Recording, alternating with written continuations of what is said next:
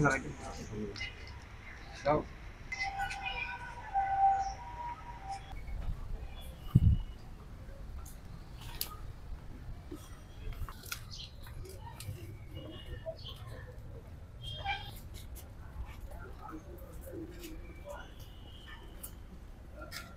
City কর্পোরেশনের সাবেক mayor জনাব আনোয়ারুজ্জামান চৌধুরী, ওনার নামে আসলে দুদকে একটা অনুসন্ধান চলমান রয়েছে।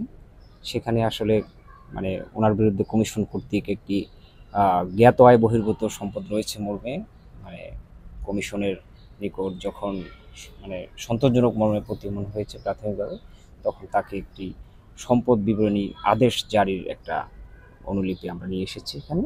সেটা ওনার বর্তমান ঠিকানায় পাঠানটুলা সিলেট সদরে আমরা নোটিশটি আজকে লটকায় জারি করছি। আর ওনাকে যখন আমরা গিয়ে পাই তখন আমরা ওনার কাছেই দিয়ে আসি। আর এখানে যখন ওনাকে পাওয়া যায় না, ওনার আমরা স্থায়ী ঠিকানায় গিয়েছি, উনি নেই। বর্তমান ঠিকানায় আমরা এসে যখন ওনাকে দেখি উনি নেই, তখন আমরা এটা ওনার বাসার সামনে দৃশ্যমান জায়গায় আমরা এটা লটকাই দিই। আমরা নোটিশ লটকাই দিয়ে এসেছি। এখন এটা সে 21 কর্মদিবসের মধ্যে ওনার স্থাবর অস্থাবর এবং দায় যে আমাদের কমিশনের নির্ধারিত ফর্ম আছে, সেই ফর্মে উনি এটা পূরণ করে উনি এটা জমা দেবেন কমিশনে।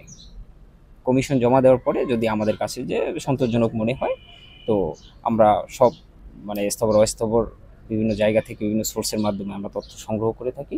যদি আমরা এটা সন্তোষজনক মনে হয় তাহলে অব্যাহত রাখি।